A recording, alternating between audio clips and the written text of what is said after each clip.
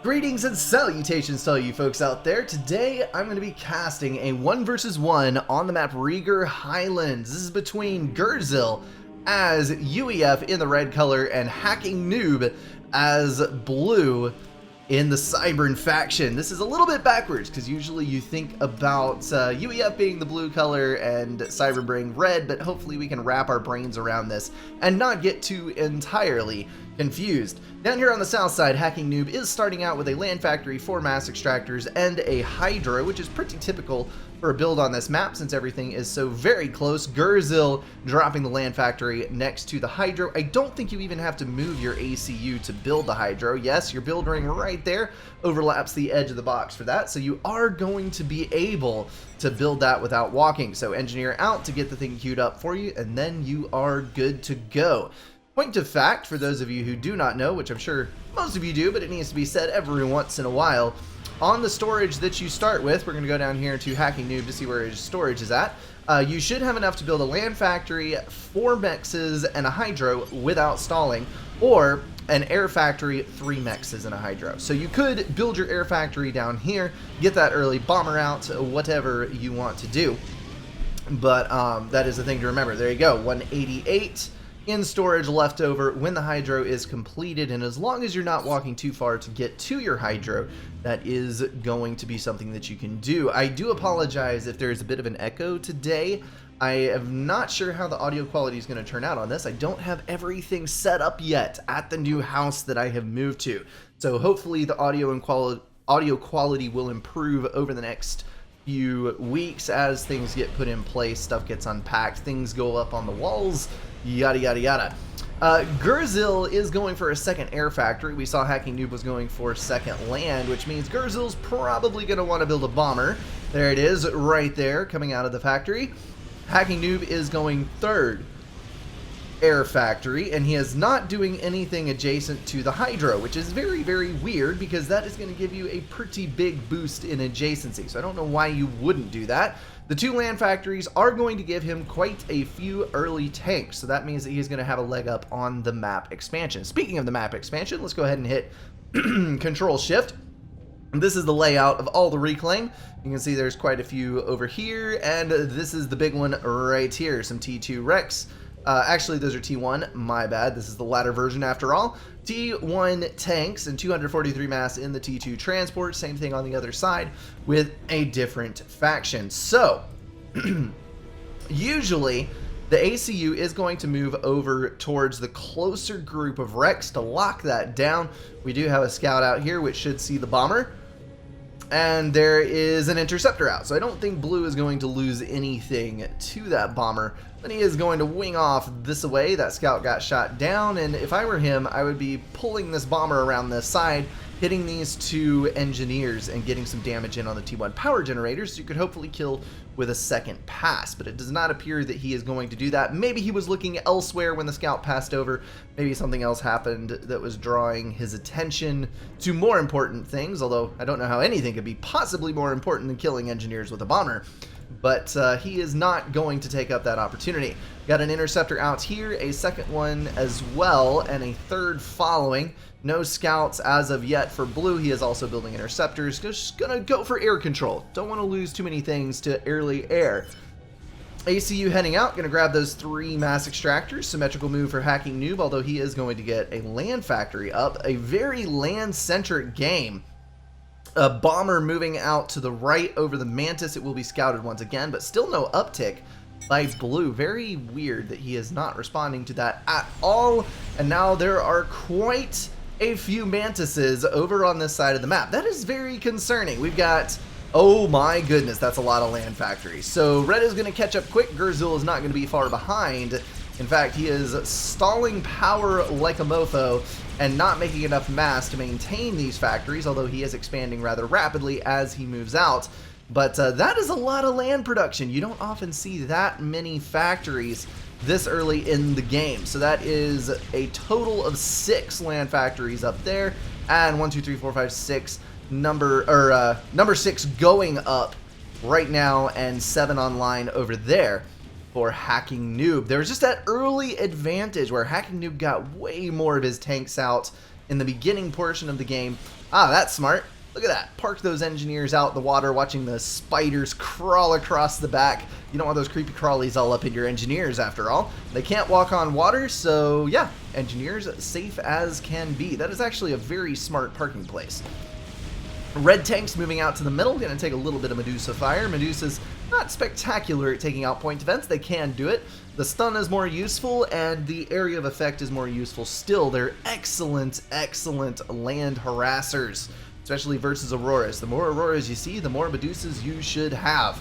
General rule of thumb, but it is tank-on-tank violence in the fairly symmetrical factions of UEF and Cybern, so we don't have to worry about that. I do think that the days are numbered for this hydro power plant over here.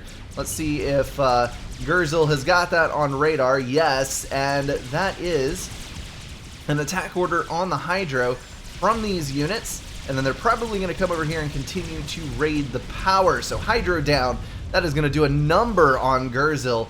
He is down almost 90 energy. Oh, nope, that may have been reclaimed. They're running neck and neck. Never mind. So that hydro is not as bad a loss as I thought it was going to be.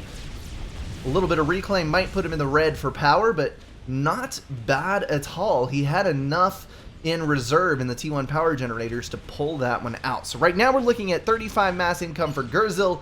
Looking very nice indeed. Well-balanced eco, not too much in storage. Fluctuating plus and minus on both. Good to go there with 3,000 reclaim, 3,000. Oh my goodness, they were exactly neck and neck on reclaim right when I switched. And not quite such a good balance on this side, but he is doing well on his power, and he is using all of his mass. That's quite a bit of stall, but I think he will be able to pull it out and maintain things pretty well. Another land factory going down over there. And we do have this little spot claimed by Gurzil, which is going to give him some intelligence on the movement over here. Nobody taking the plateaus on either side. Looks like we do have an edge build for Hacking Noob on the south, but Gurzil has a huge leg up on this operation. If you're able to take out this point defense here and there, you can reclaim all of this stuff. You've got 3 more mass extractors to your name. It could be a very handy-dandy little plateau to maintain control of. Something else that you might consider doing up here is building some power generators, because that way, if the rest of the map starts getting overrun, these little run-bys happen that cause you some grief in the back end, you will have your power reserves up here, which is much, much harder to get to. It kind of messes with the bomber's pathfinding a little bit. You could potentially get some misses up here if it's, depending on the T2 bomber. I think some of those can miss coming over the ridge here, and then you should be able to defend this perfectly from any land forces. So excellent spot to hang on to. Gurzil has built a point defense over here to guard his ACU. I think he could have taken all that on with his ACU without losing too much health. No sense in taking the risk if you don't have to, though. And we've got some air movement over on this side. The intelligence point has been found by Hacking Noob. Apparently he hacked that computer system, found the radar, and has eliminated it. 3 mass extractors down for Gurzil, bringing them neck and neck in income once again. Let's get a count on air. Air is an important thing to maintain control of. We've got 10 interceptors on the blue side, and the red side we have got 13, but 2 of them are out of fuel. So I would call that relatively tied. ACU coming in to assist in killing of these tanks. Any damage your ACU can lay in is of course less damage that your tank formations will take. So anytime you can help out with your ACU, it is the single most powerful combat unit well through the T2 stage. You should be using it to forward your agendas. One thing to remember is that the ACU only has 10 build power if it's in the T1 suite. So 2 T1 engineers can build just as much as your ACU can.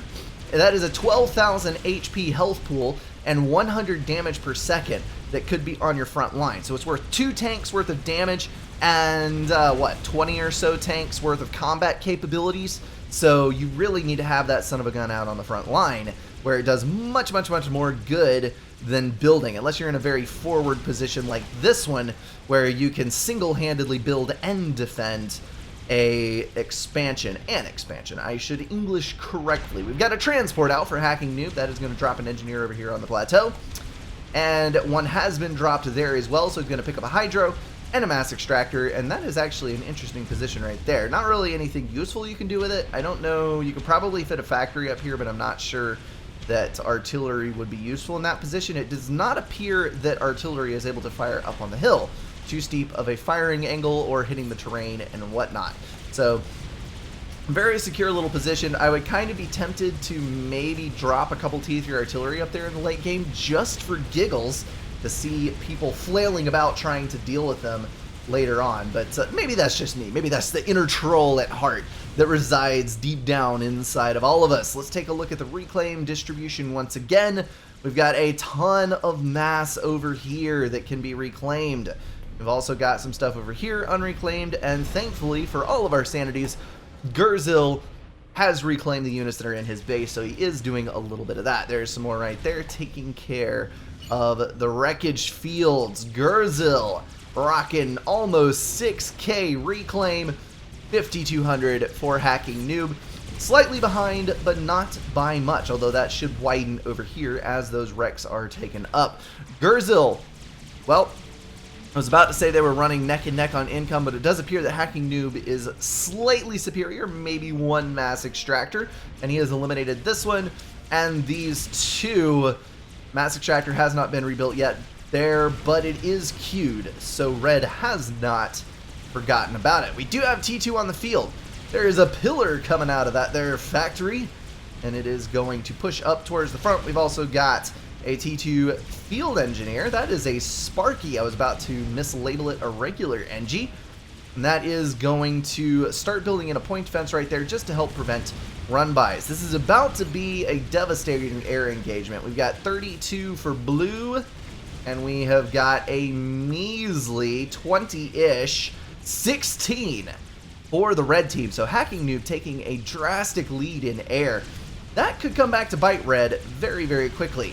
Depends on whether or not that air superiority is going to be exploited. Right now, if I knew that I had double the amount of air that my opponent did, I would be shifting to T2, going either for a Corsair snipe or gunship harassment. But I am not this person, and he is not me, and he is not taking my advice after the fact. So, T2 tanks cleaning up the mess in the back. Pillars, do remember, are pretty dang quick units. I think it's 3 movement speed compared to the middle 2s for most of the other T1 units. So they are a rather speedy son of a gun, and they will be able to pretty much mop up any amount of T1 once you get a clump of 4 or 5 of them together.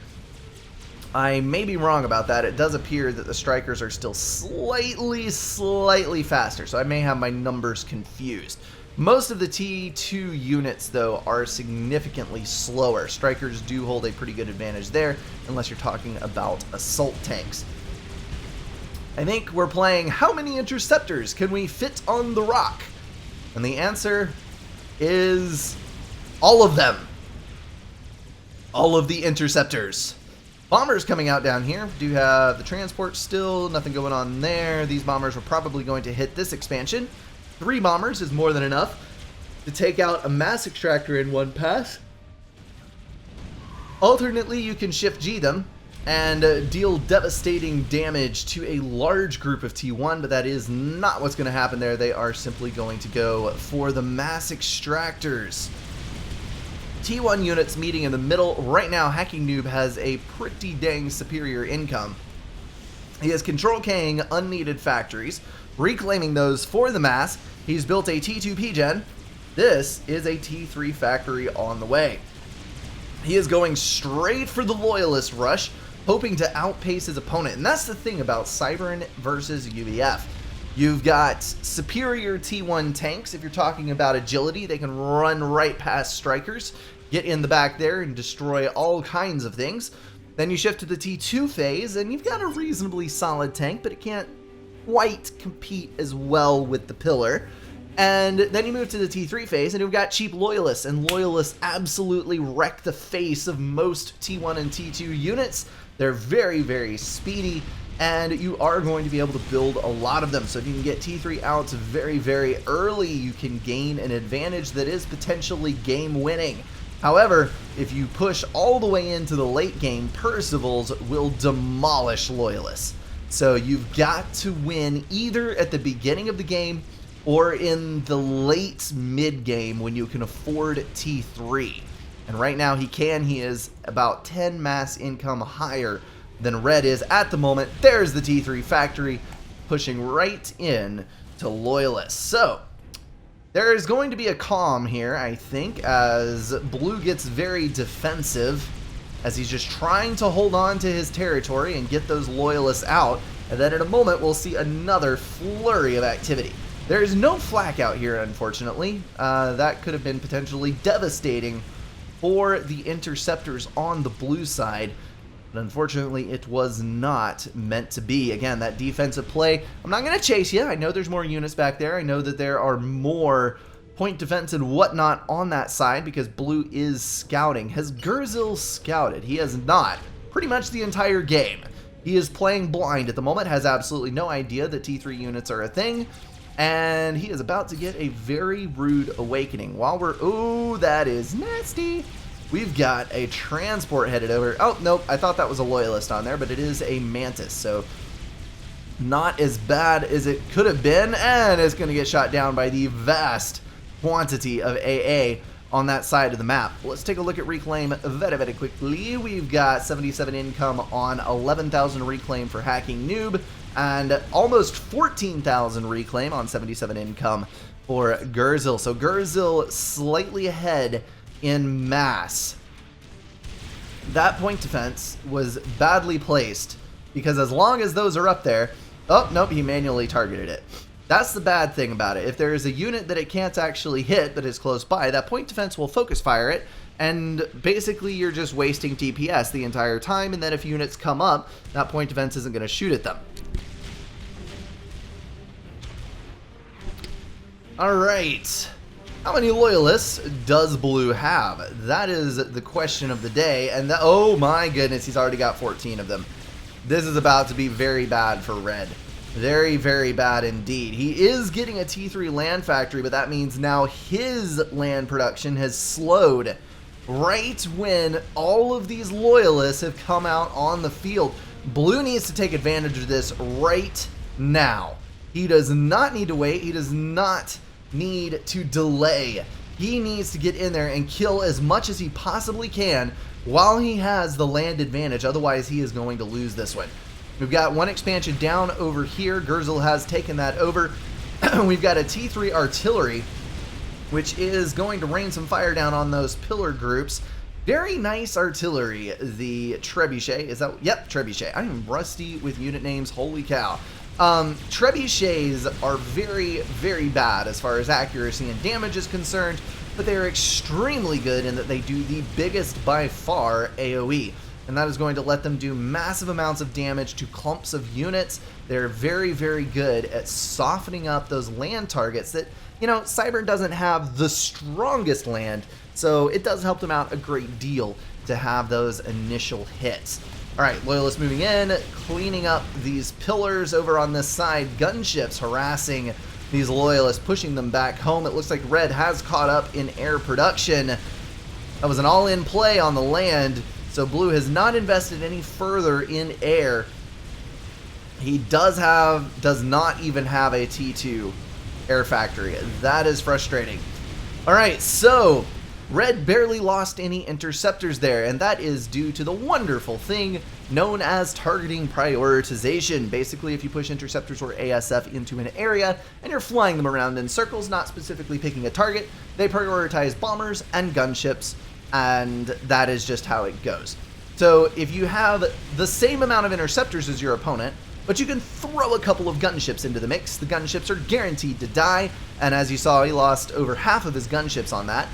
But oh, the flak, oh my goodness, that is horrifying. Why? Why you do this to yourself?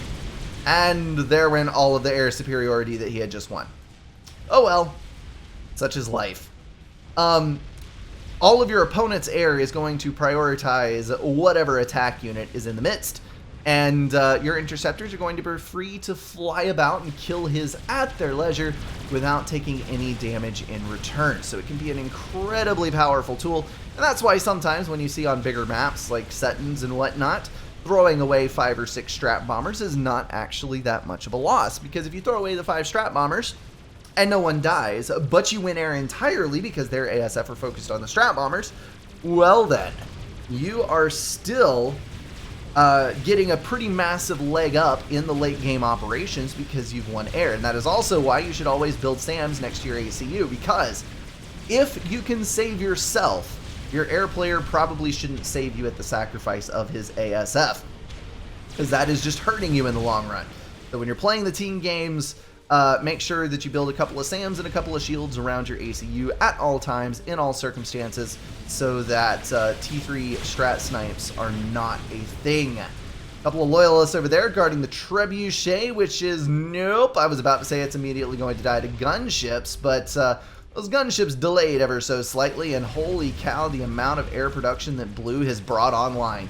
That is terrifying. He has got a heavily assisted T2 air factory down here, just spewing out interceptors. He's got another air factory over there, and another over here, which is building a transport. That's interesting. Oh my. This could be bad. Those are Lobos, and there's no attack units over here. I don't know if Blue even sees that. Let's take a look at his radar. Nope, it is on vision radius, so he should be able to stop that, but that is 4 Lobos, and they're attacking PJ. Oh no, why is this happening? I don't think Blue has even realized. Oh, there's the Loyalist. It's coming back. It's coming back. There goes the shield, and that was a valiant effort. I wish he would have just targeted the P-Gens, because he could have killed those 2 P-Gens rather than focusing on the shield. That could have been potentially devastating. Always, always, always go for the power. But look, we might get another chance. There's more Lobos streaming around the south side. There are some Loyalists right there, but these could potentially snag a couple of those P-Gens before Blue can get to them. Hacking Noob sending some Loyalists around the north side. This has turned into a very weird match. We've got a trebuchet up here hammering away at these fortifications, but you can see how little damage that actually does. Some of these shots not even connecting with the intended targets. They are so far off. Lobo shots in the air, 1 P-Gen down. Hacking Noob, what is your surplus? He's at 138 positive. When he gets reclaim and has heavy draw, he goes slightly negative, but right now, his power, it is balanced. So I don't think he's going to have to worry about that too much. Loyalist pushing up here. He's decided that enough is enough, and he is just going to deal with all of that. Loyalist finishing off a couple of Percivals here. There were not enough Percivals to deny, unfortunately. That is going to leave, oh my goodness, such a wreck pile in the middle. Hacking Noob, let's take a look here, has got 96 interceptors to Red's 26. So that is bad news for Gurzil.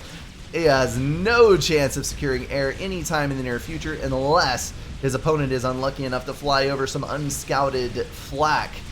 That would pretty much save the day for him. Loyalists moving around the back here. They're going to go and try to kill all the build power that is, at the moment, the only thing standing between Gurzil and total defeat. At the moment, Hacking Noob does have an advantage in steady eco, 26,000 reclaim. He's got this entire field, 29 for Hacking Noob, almost, or Gurzil rather, almost 30. So there is an advantage on the red side in reclaim, at least temporarily. Point defense hammering away at these Loyalists, only managing to drop 1 or 2 as those things pass. The T3 health pool is just too big. We've got T1 point defense going down and T1 bombers trying to clear up those Loyalists. Percival in the end is going to do the dirty deed, take that unit out. The back end will be safe for another day, and oh no, that was a drop of epic proportions. Look at this, we've got Percivals in the base that are going to wreck the power. This is horrible. 2 P-Gens down, 3 P-Gens. All it takes is 2 bullets from these Percivals, 2 shells connecting, and those things are toasty fried. wasting a whole bunch of damage, but that is going to do it. 720 power income. Just take out the last P-Gen. Just take out the last P-Gen. You can do it. You can do it. Don't worry about the Loyalists. Just shrug it off with your massive amount of HP and take out that last P-Gen. 2,000 power in the hole. That is devastating. That may have just won the game right there. Had a quarter of the air power, but blue did not have radar on this side. Oh, he's got T2. He just wasn't paying attention. That drop got through, and he lost all of his T2 power. You can see he's paused everything here except the T3 factory, which is now down to Percival's. We've got power generators building like mad up here, but he's only got 220 income to draw on, so he is going to have a horrible time getting his power grid back online all the time. All the meanwhile having two Percival in his base that are just wrecking things. He is going to lose so much stuff to this. Gunships coming in, 5 gunships should be able to take out those Percivals with the help of a couple of Loyalists, one of which just died. If he runs the Loyalists in, he can stun the Percivals and prevent it from making a couple of firing cycles. Going to lose 2 T2 mass extractors there. That, I hate to say it, but that is probably game. We've got blue up in the corner here, Loyalists wrecking this expansion. We've got Loyalists over on this side, which are about to be wiped out by a Percival and handful of units. Units that were pushing the base. Had the supply of T3 Loyalists not stopped, this would have been looking extremely good for Hacking Noob. But good lord, that is devastating. That is such a huge hit. When you take a shot like that, just a gut punch, when you're on top of it, you've got a pretty good handle on map control. You've got more mass, or the same amount of mass as the other guy. You've got more units than the other guy. You've got more air than the other guy. You're just thinking you got it won. And then something like that happens. The only hope he would have had is that ACU was out here and maybe could have snagged the commander with all those Loyalists. By the time he rebuilds, this is going to be super, super bad. We're back up on 1,000 power income. He's got T1 P-Gens building everywhere around the map. But in the meantime, we've got not Loyalists, Percivals all over the place. We've got 7 Percivals right there. We've got 3 Percivals right here. Just those 2 groups should be able to kill every single Loyalist on the map without much difficulty. And then there is no reserve. We've got the T2 factory coming back online here. He's building it to the side so that when he starts stalling on mass, he can reclaim that. We've got a recovered power situation for the most part, but he's not really able to spend all the mass that he potentially could if he was reclaiming, and he's lost most of his major expansions. That is a turnaround to beat all. Red is now claiming map control, and that's all he's got to do. He's just got to rebuild all of his stuff. Both of these players did a number on each other, but far and away the greater damage was done by Gurzel. Lobo's moving in right here. Those are going to be able to take out all of this if they just move in. There's nothing to defend it here except one lonely Mantis. Hacking Noob, how can I lose every one game? He let all of his gunships get killed off right there as well. Air moving in, but it is too late. The damage is done. Percival's moved in as well. That is going to be the end of this base. Buddy, you did something that I do in a lot of cases, and I think a lot of people do. Just not paying attention. You had scouting, you had T2 radar that should have covered this entire half of the map. It should have been yours. You had it won. And then that one transport with 3 Percivals. 3 Percivals decided this game. I'm just waiting waiting for the bow out here. Hacking Noob surprisingly has got his income back up to over 2,000, but the damage is just too great.